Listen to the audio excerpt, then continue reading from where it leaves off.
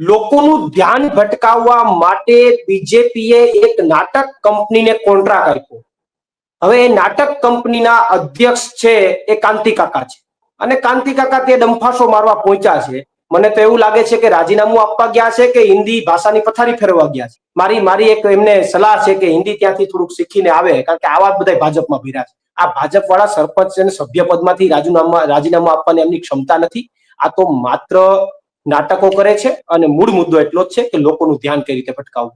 2-5 જણાના તો મોઢા જોયા તો એવા અંદરથી ખુશ થતા હતા. એને તો એવું હશે કે આ વળી જોરે જોરમાં કાંતિ કાકા રાજીનામું આપીને આવી જાય ને તો કામ થઈ જાય.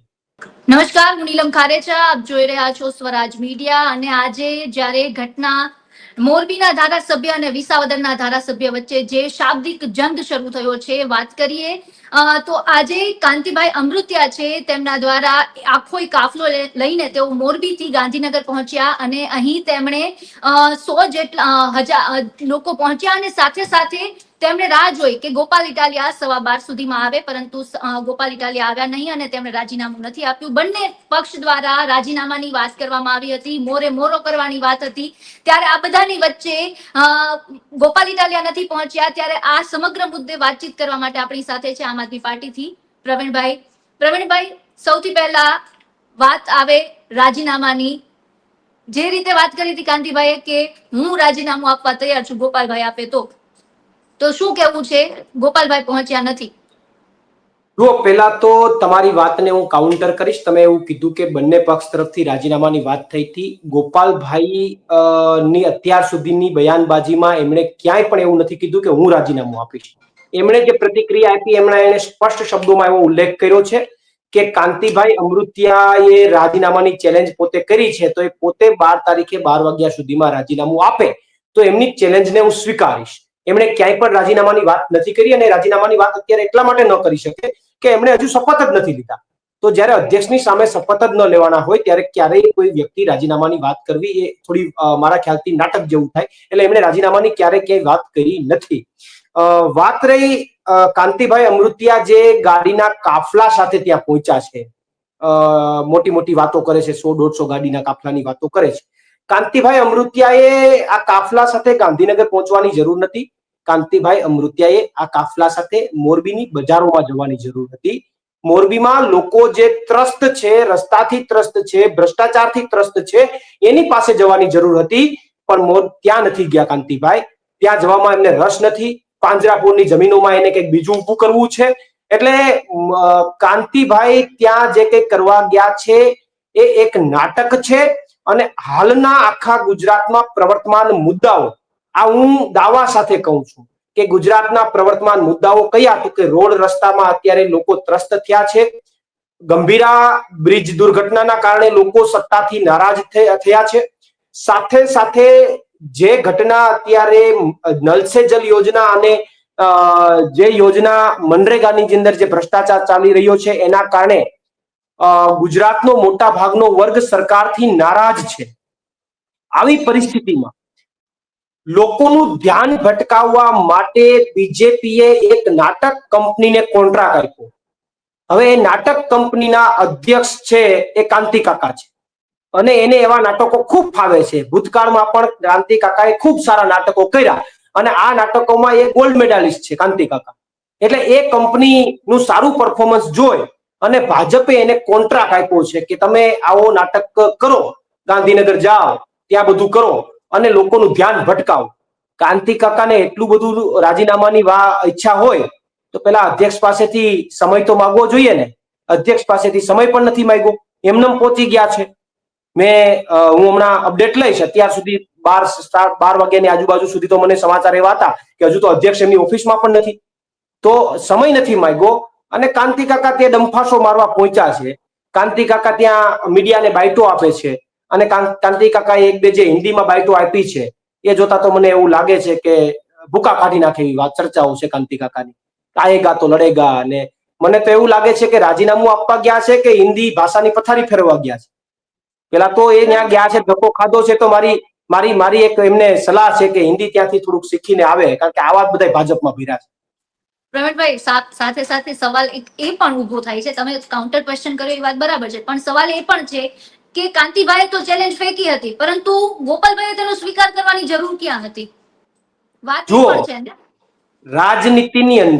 રાજનીતિની અંદર કોઈ વ્યક્તિ સામે ચાલીને ચેલેન્જ ફેંકે, ગોપાલભાઈ તો ત્યાં કઈ ટચ કરવા નતા ગયા. લોકોને વિરોધ થયો એટલે લોકોએ એવું કીધું કે વિસાવદરવાળી થશે.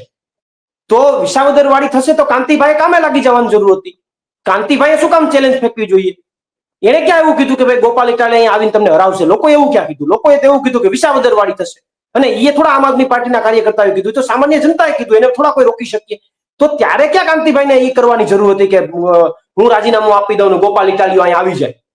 તો જ્યારે રાજનીતિમાં કોઈ ચેલેન્જ થાય ત્યારે એક મજબૂત નેતા તરીકે એમનો પ્રત્યુત્તર આપવો અથવા એમની પ્રતિક્રિયા આપવી એ દરેક નેતાની ફરજ છે.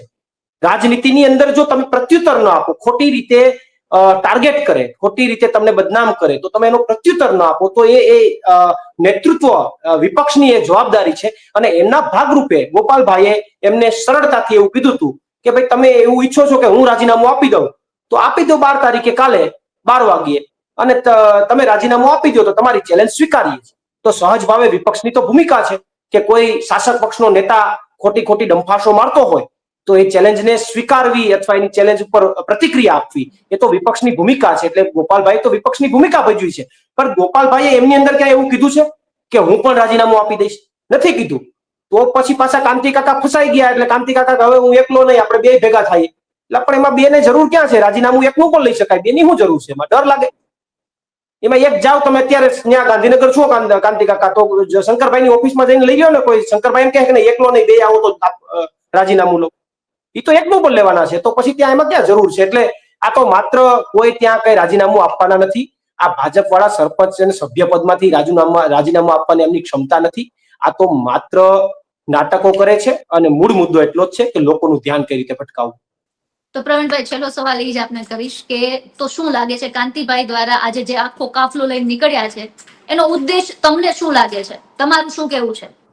કાંતિભાઈ જે આજે કાફલો લઈને નીકળ્યા, અને સવારે તો મેં વિડીયામાં એક દ્રશ્યો જોયા, પેલા જાત્રા કેમ જતા હોય એમ કાંતિ કાકાને મૂકવા આવ્યા, એમ 40-50 જણા તો મૂકવા આવ્યા, અભિનંદન પાઠવતા હતા, હાથ મિલાવતા હતા. કાંતિ કાકા જાત્રાએ જતા હોય એમ બધા આજુબાજુમાં. અને મેં 2-5 જણાના તો મોઢા જોયા, તો એવા અંદરથી ખુશ થતા હતા. એને તો એવું હશે કે આ વળી જોરે જોરમાં કાંતિ કાકા રાજીનામું આપીને આવી જાય ને તો કામ થઈ જાય, એક ભાજપનો ગાંઠો અહીંથી છટકે. પણ હવે એને ક્યાં બિચારાને ખબર છે કે કાંતિ કાકા એવું કઈ કરવાના નથી. કાંતિ કાકા ખાલી કાફલો લઈને ગાંધીનગર પહોંચ્યા છે, એનો ઈરાદો તો એટલો જ છે કે એવું સાબિત થવું છે કે ઓહો મેં વાઘ માર નાખ્યો.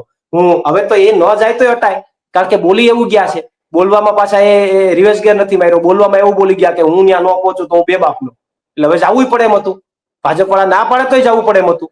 એટલે અહીંયા ગયા છે. પણ મીડિયાની અંદર આ મુદ્દો સતત રાખવો અને મૂળ મુદ્દાઓ, ગુજરાતના જે મૂળ મહત્વના મુદ્દાઓ છે, રોડ રસ્તાની ભયંકર પરિસ્થિતિ, ગંભીરા બ્રિજની પરિસ્થિતિ, નલ સે જલ યોજના, મનરેગા, અન્ય તમામ કૌભાંડો જે ખુલ્લા પડી રહ્યા છે ને એના કારણે સરકારની જે નામોશી થઈ રહી છે એને ઢાંકવા માટે અને મુદ્દાઓ પરથી સરકારનું ધ્યાન નહીં પણ ગુજરાતની જનતાનું ધ્યાન ભટકાવવા માટે કાંતિ કાકા કોન્ટ્રાક્ટ લઈને આ કામ કરી રહ્યા છે એવું મારું સ્પષ્ટ માનવું છે.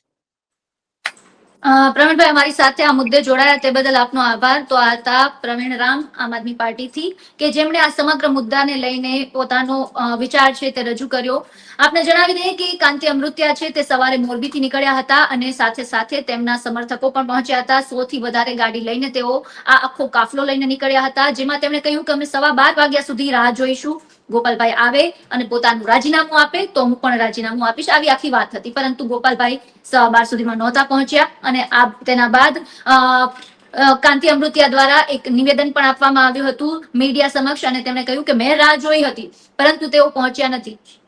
આમ આ સમગ્ર મામલો છે તે આખો એક ડ્રામા, એક સ્ટન્ટની જેમ પૂરો થયો હોય તેવું અત્યારે લાગી રહ્યું છે. જો કે આ સમગ્ર મુદ્દાને લઈને એવું ચોક્કસ કહી શકાય, કારણ કે જે પ્રકારે સમગ્ર રાજ્યમાં જે પ્રકારે વરસાદ બાદનો માહોલ છે, જે પ્રકારે ખાડા જોવા મળી રહ્યા છે, લોકોમાં એક આક્રોશ છે, સાથે સાથે ગંભીરા બ્રિજ જેવી દુર્ઘટના છે, એ દુર્ઘટના બાદ પણ જે લોકોમાં આક્રોશ જોવા મળ્યો હતો, આ આક્રોશ ક્યાંક ને ક્યાંક અત્યારે આ સમગ્ર મામલાને દબાવાતો હોય તેવું લાગી રહ્યું છે. તમારું શું માનવું છે અમને કોમેન્ટ બોક્સમાં જણાવો. સાથે જ આ વિડીયોને લાઈક, શેર અને અમારી ચેનલને સબસ્ક્રાઇબ કરવાનું ભૂલશો નહીં. ફરી મળીશું નવા વિડીયો સાથે. નમસ્કાર.